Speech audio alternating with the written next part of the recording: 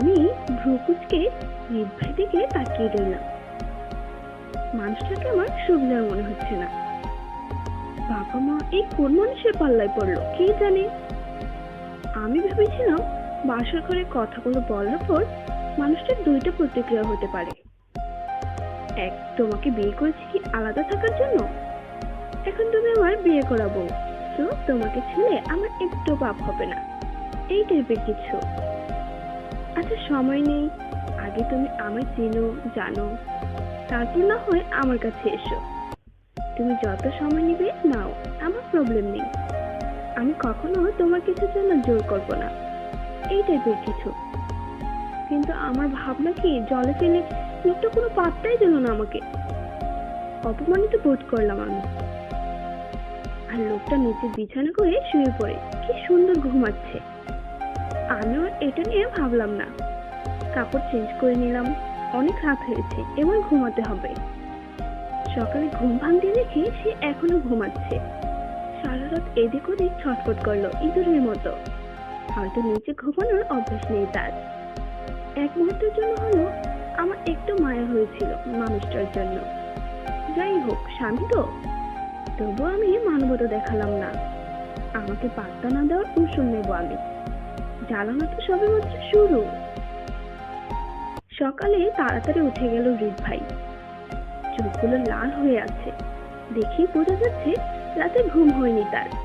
তবুও আমি কাঁথাকে নুনের ছিটকা হিসেবে তাকে বললাম, রাতে ঘুমাতে পারেননি তাই না? আমাকে বলতেন যে আপনি নিচে ঘুমাতে পারেন না, তাহলে প্রয়োজনে আমিও নিচে ঘুমাতাম। রিত ভাইয়া এক দৃষ্টিতে কিছুক্ষণ আমার দিকে তাকিয়ে রইল। বোঝাই যাচ্ছে আমার কথায় খুব বিরক্ত বোধ করলো সে। এরপর নীরবতা ভেঙে বলল, জুতা মেরে গুরুদান করতে ভালোই পারো দেখছি। এরপর লোকটা আর কিছু না বলে ওয়াশরুমে চলে গেল। লোকটা আসলে সুবিধার নয়, যতটা সহজ সরল ভেবেছিলাম তার চেয়ে দ্বিগুণ ঘাটতেরা। ভালোই হয়েছে, নিরামিষ হলে জ্বালিয়ে মজা পেতাম না। একটু পর মা আসলো রুমে। দরজায় নক করতেই দরজা খুলে দিলাম আমি। মা রুমে এসেই আগে আমার উনি মানে রিত ভাইকে খুঁজছে। দেখে মনে হচ্ছে এখন আমি না উনিই তার আপন। আমি মায়ের দিকে চেয়ে বললাম, উনি ওয়াশরুমে গেছে ফ্রেশ হতে।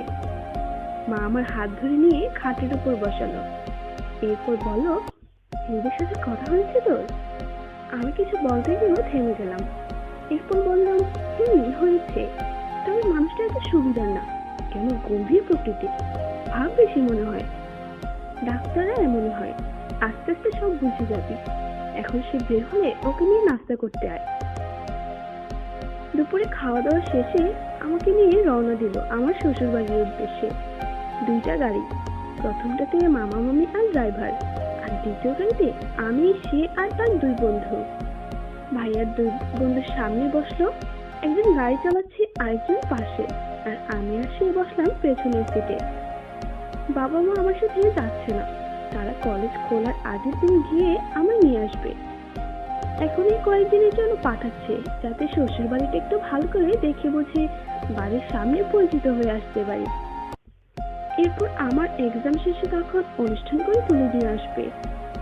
বিশেষ সময় কাটাতে শ্বশুর বাড়িতে পাঠাচ্ছে আমাকে। অদ্ভুত বিষয়টা। আজ আমার খুব খারাপ লাগছে। বিষয়টা এমনও না যে একেবারে শ্বশুর বাড়ি চলে যাচ্ছি, বরং 10 থেকে 12 দিন পর আবার কুমিল্লায় ব্যাক করবো বাবা মায়ের কাছে। এরপর এক্সাম পর্যন্ত যত মাস সময় লাগে তা বাবা মায়ের কাছেই থাকবো। তবুও কেন যেন মনে হচ্ছে আমি আমার বাবা মাকে ছেড়ে অনেক দূরে সরে যাচ্ছি। বাবা মায়ের সাথে আমার অনেক দূরত্ব বেড়ে যাচ্ছে। এই তো আর কয়েকটা মাস, বাবা মায়ের থেকে সত্যি অনেক দূরে হারিয়ে যাব। আমার বিয়ে হয়ে গেছে এটা ভাবতে বুকটা কেমন যেন করছে। আসিফের কথা মনে পড়তে অদ্ভুত ভয় কাজ করছে মনে। আমাদের এলাকার চেয়ারম্যানের ছেলে, তাদের একটা গ্যাং আছে, খুব খারাপ তারা। আমাকে কলেজে যাওয়ার পথে প্রায় ডিস্টার্ব করতো সে। এটাও বলেছিল তাকে ছাড়া আর অন্য কাউকে বিয়ে করলে আমাকে আর আমার স্বামী দুজনকে মেরে ফেলবে। তাই হয়তো বাবা হুটহাট এভাবে বিয়েটা দিয়ে দিল। এখন আমার স্বামীর বাড়ি তো অনেক দূর ঢাকা, কিন্তু বাবা মায়ের জন্য খুব চিন্তা হচ্ছে আমার। আমার বাবা মায়ের কিছু হলে আমি বাঁচতে পারবো না। এসব ভাবতে ভাবতে কখন যে অস্ত্র গড়িয়ে পড়লো তা বুঝতেই পারিনি। এই রাফি, কয়েকটা টিস্যু পেপার দে তো, নাহলে এখনই তোদের ভাবি গাড়িটাকে অথই জলে ভাসিয়ে দেবে। ভাই কথাটা বলতেই তার দুই বন্ধু হাসা শুরু করলো। আমি বুঝতে পারছি না সে কি টিস্যু চাইলো নাকি আমার ইনডিরেক্টলি অপমান করলো। সে এক হাতে ফোন টিপছে, অন্য হাতে আমার দিকে টিস্যু পেপার এগিয়ে দিল। আমি টিস্যু নিয়ে অশ্রু মুছে নিয়ে বাইরের দিকে তাকিয়ে রইলাম। প্রায় সন্ধ্যা ঘনিয়ে এসেছে আর আমরাও চলে এসেছি প্রায়। কুমিল্লা থেকে ঢাকা আসতে আসতে সন্ধ্যা হয়ে পার হয়ে গেল। বাড়ির গেটের সামনে এসে গাড়ি থামলো। দেখে বাড়িটা কৃত্রিম আলো জ্বলছে। দারুণ গেট খুলে দিয়ে গাড়ি একটা একটা করে বাড়ির ভেতরে ঢুকে গেল। গাড়ি পার্কিং করে দেখি বাড়ির সদর দরজার সামনে কতগুলো মেয়ে ফুল হাতে দাঁড়িয়ে। মামি আমাকে ধরে ভেতরে নিয়ে যাওয়ার সময় মেয়েগুলো ফুল ছিটাতে লাগলো। ফ্রেশ হয়ে প্রতিবেশীদের সাথে পরিচিত হলে সবাই একে একে চলে গেল। আমি চুপচাপ বসে আছি ড্রয়িং রুমে। অনেক আগে এসেছিলাম এই বাড়িতে, ঠিকভাবে মনেও নেই। আর আগের থেকে এখন বাড়ির চেহারাও বদলে গেছে।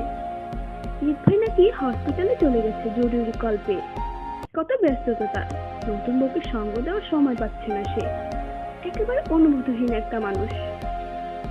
আমি কিচেনে মামির কাছে গেলাম। দেখে শিলা কাজের মেয়েটা রাতের জন্য রান্না করছে আর মামি চা বানাচ্ছে। আমি মামিকে বললাম, আমি একটু বাড়িটা ঘুরে দেখবো মামি। মামি শিলাকে উদ্দেশ্য করে বলল, আর সেকে বাড়িটা ঘুরে দেখাতো, আমি এদিকটা দেখছি। মামির কথা শেষ হতে আমি বললাম, না না, তোমাকে কষ্ট করতে হবে না মামি, ও বরং রান্না করছে করুক, আমি পারবো, সমস্যা নেই। মামি সম্মতি পেয়ে আমি বাড়িটা ঘুরে ঘুরে দেখতে লাগলাম। এখন রাতের বেলায় ছাদের উপরে যাওয়া ঠিক হবে না, ছাদটা দিনের বেলায় দেখবো ভাবছি। সারা বাড়ি ঘুরে ঘুরে দেখলাম। এরপর একটা রুমে ঢুকে আমি অবাক হলাম। শুধু অবাক না, খুব বেশি অবাক হলাম।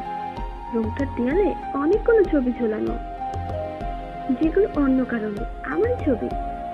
আমি অবাক হয়ে দেওয়াল থেকে একটা ছবি নামিয়ে হাতে নিয়ে দেখলাম। তখনই পেছন থেকে একটা পুরুষ কণ্ঠ ভেসে আসলো, এই মেয়ে, আমার রুমে কি করছো? আমার অনুমতি ছাড়া কেউ আমার রুমে ঢোকা নিষেধ। আমি পেছন ফিরে রিত ভাইয়াকে দেখে হুট করে বলে দিলাম, আমারও অনুমতি নিয়ে ঢুকতে হবে এখানে? হুট করে এমন কথা কেন বললাম তা আমি নিজেও বুঝতে পারছি না। আমি কি অধিকার খাটিয়ে কথা বললাম? আমার হাতে ছবিটা দেখে রিত ভাই এগিয়ে এসে আমার হাত থেকে ছবিটা নিয়ে নিল। তারপর বলল, এগুলো আজকে বিকেলেই লাগানো হয়েছে মায়ের কথা মতো, আর এগুলো আমার ব্যক্তিগত জিনিস। আমার ব্যক্তিগত জিনিসে কেউ হাত দিলে আমার পছন্দ না বলে তিনি ছবিটার উপরে হাত বলে প্রথমে যেখানে ছিল ওখানে লাগিয়ে দিয়ে রুম থেকে বেরিয়ে গেল।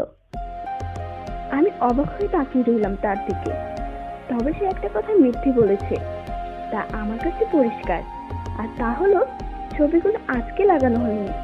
কারণ আমি যখন ছবিটার উপরে হাত বুলিয়েছিলাম তখন ছবিটাতে বালির উপস্থিতি টের পেয়েছিলাম। যদিও খালি চোখে তা দেখা যাচ্ছিল না, তবুও বুঝলাম ছবিতে কিছু বালির উপস্থিতি ছিল। আর যা আজকে তিনি এই রুমে আসা অসম্ভব। তার মানে ছবিগুলো অনেক আগে থেকে এই রুমে সেট করা। কেন জানি আমার মুখ দিয়ে একটা হাসি ফুটে উঠল। লোকটা কি আসলে অনুভূতিহীন নাকি এগুলো মাত্রই অভিনয়?